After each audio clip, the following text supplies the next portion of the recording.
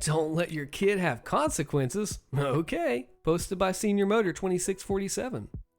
So I'm a 23-year-old female nanny. For the family I work for, there are 7 kids. Yes, 7. All ranging from 14 years old to 10 months old. I've been working for them for about 8 months, and I've never really had an issue. They're a good family, for the most part. A key part here is all the kids are homeschooled, so they don't really get out a lot. Unfortunately, that leads to mom and dad spoiling them quite a lot. And since I've started, I've had quite a bit of a discipline issue. They throw tantrums, throw things, and they scream a lot. Finally, mom recently put on discipline because their tantrums led me to getting an injury. I was pushed down the stairs. So she implemented a timeout routine. It was going well for almost everyone. So here is where the story truly begins. The second to youngest is 2.5, almost 3. His tantrums are some of the worst, and instead of really disciplining him, she coddles him. If he screams and yells, she just picks him up and gives him whatever he wants. He will also throw things and hit whoever is telling him no, and mom doesn't do anything. On Wednesday this week, mom had an appointment, and when he woke up from his nap and she wasn't there, he freaked out. I tried to calm him by playing games, food, or reading books, but nothing worked. He just got louder and more aggressive. He even hit me and his siblings. Eventually, he woke the baby, and when I got her, he tried to even hurt her.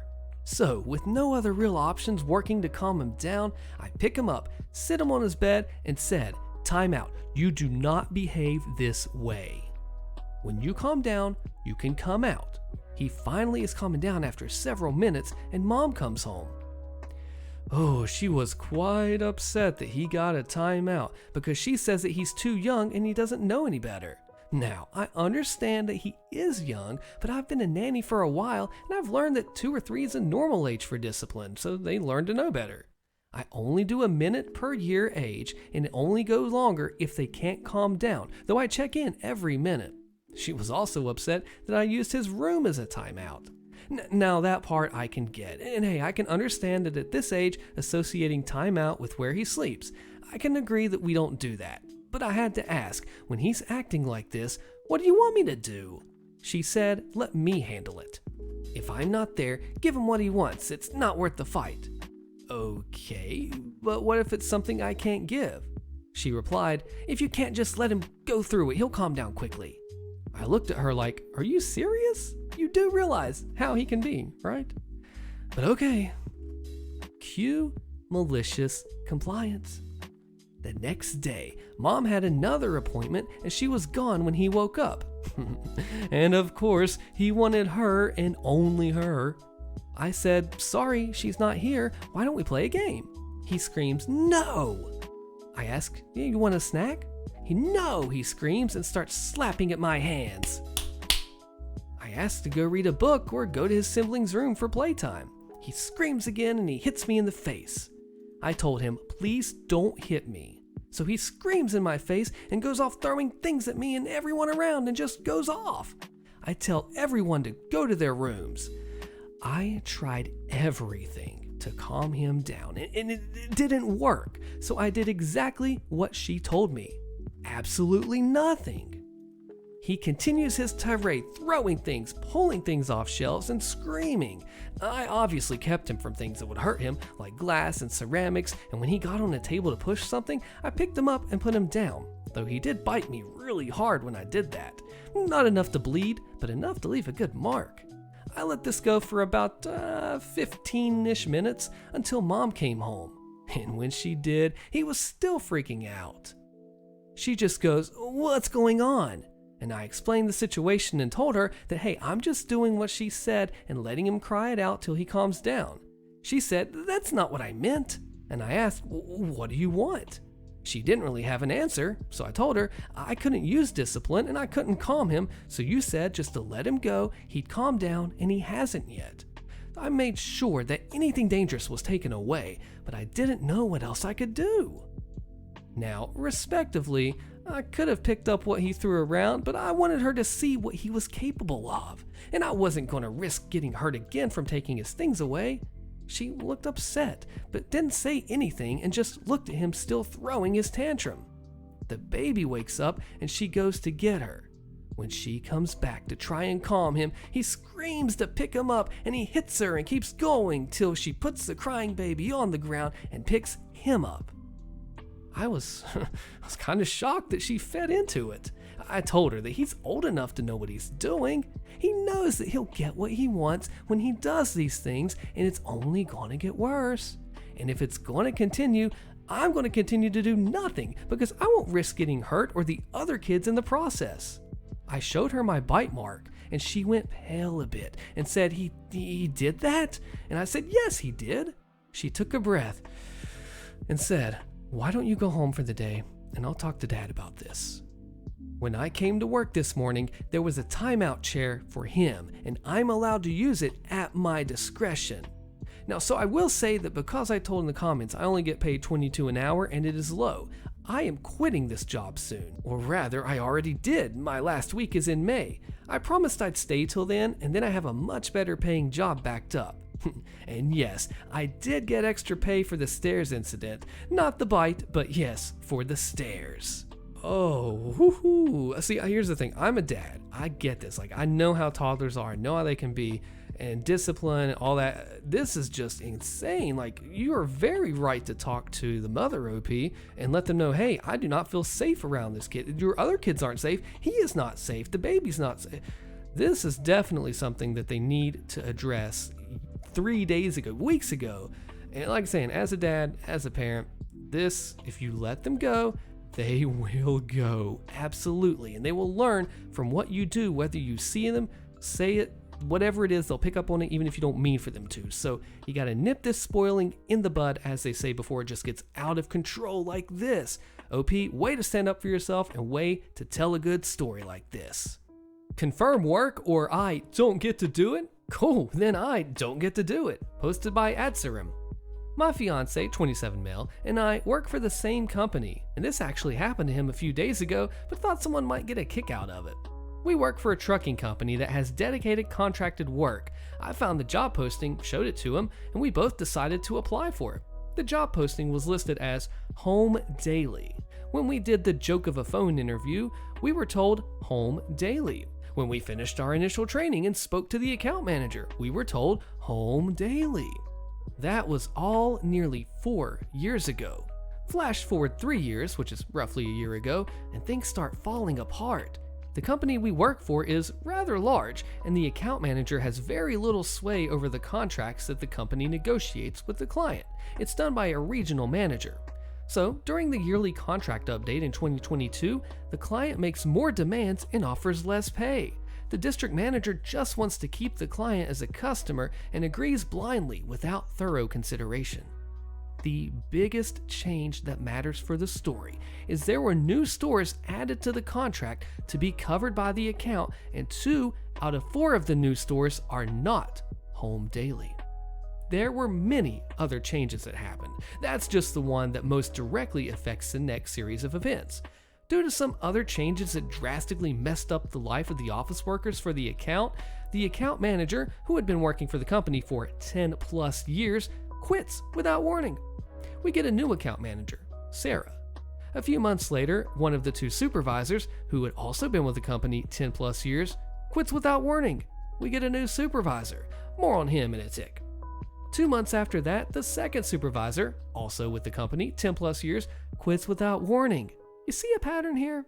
So now, the account is left with an account manager and a supervisor who both have less than a year's experience flailing to figure everything out. Now back to the bit about the home daily. About 6 months ago, my fiance started getting the loads that were not home daily. It took him a day and a half to complete one of the new stores. Day 1, he would go up to the store. Day 2, he would come back and do a super short run to conclude his shift before coming home. The first time he got the new store, he called the supervisor to ask about it. The supervisor was confused what needed clarification. My fiance says, "Will I be getting home? It's a lot of miles for a single day's run." Supervisor says, "No, you'll be sleeping roughly at this truck stop about 4 hours away from home." "I thought it was home daily." "Who said that?" The job was posted as home daily. I was told home daily during the interview. I was told home daily by the previous account manager at training. Well, I don't know anything about that. I wasn't here for any of that. What I do know is that Sarah looked at everyone's contracts and nobody has home daily in the contract. So everyone is expected to take equal share of the new stores to make it fair. Okay, but I know there are some guys who are hired home weekends because they sleep at the operating center in their trucks and they go home for 4 days every so often. Yeah, we have some guys who live out of state. Okay, so why aren't they doing the new stores since they don't need to go home every night? As I said, everyone is expected to take equal share to make it fair, and nobody's contracts state home daily or weekend home time or whatever. That was never part of the deal. I have a family. I took this job thinking that I'd have time with them. I wouldn't have taken the job if I knew it wasn't in my contract that I'd be home daily.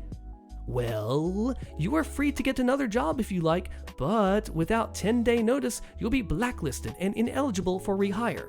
So are you quitting or not? My fiance angrily did the load, thinking it was going to be a once every now and then again thing. Turns out they sent him twice a week, bare minimum. On top of that, most of the miles for the load are back roads up and down windy mountainous roads posted at 35 miles per hour. We are paid by the miles. He drives an additional 4 hours for this new store for zero extra pay because the store is in the middle of nowhere with no major highways. He takes a major pay loss on top of the inconvenience of not being able to come home, sleep in his own bed, and be with his family. Then, about 3 months ago, the supervisor messages both my fiance and I to say that going forward, we will be expected to confirm all loads and work, or we won't get loads. We receive our work and loads 12 to 24 hours in advance, so we do have some time to confirm them. But it was never a concern before, and we already had a lot of duties to fulfill that it wasn't a priority each day to make sure we typed the message, confirm store 1124, at the end of our shifts each day. The supervisor called us both out on it and said that this was an important part of the workflow process. I asked him why it was suddenly so important, and he insisted it was always important. I told him that I had never had to confirm loads each day, and I've never failed to show up for work. And on the super odd occasion where I'm unable to do a load, it's because of something like a flat tire or like a truck breakdown that I'm waiting for repairs. And I was always sure to contact the office and let them know ASAP. Load confirmations are just busy work that's unnecessary on everybody's part. The boss insists once more it is, and please just do it. At that point, I gave up on the argument. Maybe 60% of the time, I remembered to confirm loads. My fiance, even less. Both my fiance and I receive angry messages on our work tablets stating that, going forward, if we do not confirm a load, it will be assumed that we are not able to work the load and it will be pulled from us and we will be placed on standby, which is paid at 50% average days load pay if we aren't called in. Well, over winter, most of the loads for this new store get canceled because of it getting drowned in snow. Now, my fiance is getting loads for it again. He got a notification that he was supposed to go to this new store on Sunday. Guess who forgot to confirm his load on Saturday? Sunday, he wakes up, no load, and an angry message from the supervisor. Because of your failure to confirm your load, it has been taken off of you and given to someone else who actually wants the work. You are on standby. Fiance rejoices. Tuesday, he's once more given the new store and forgets to confirm his load and wakes up to no load and an angry message that says basically the same and concludes with, "Call me." So my fiance calls the supervisor, and the supervisor wants to know why it's so hard to confirm loads. My fiance just kind of dismisses it with a shrug and ends the call. We found out Friday, after talking to some other drivers, that all previously home daily drivers are now doing the same thing. They get a store they don't like, mostly these two new stores, they just don't confirm. If we have to confirm to get to do the store, we just won't confirm. Oh, that is good. That is good malicious compliance, because it's like you have to go to this store that sucks and nobody wants to work it. Your pay is not really good at all for it, to be honest here. And you know what? You have to confirm every store or you don't get to work it. Look at these gears turning in the head of OP, who says, okay, well, I don't want to work it anyway. I'm just not going to confirm it. I'm going to take the day off. And you're just going to have to deal with all this load. Oh, guess what? Everybody else is doing the same thing. How did they not know that this would end up like this? Manglement, you have failed. OP, you have won, and all the other workers too. Nailed it.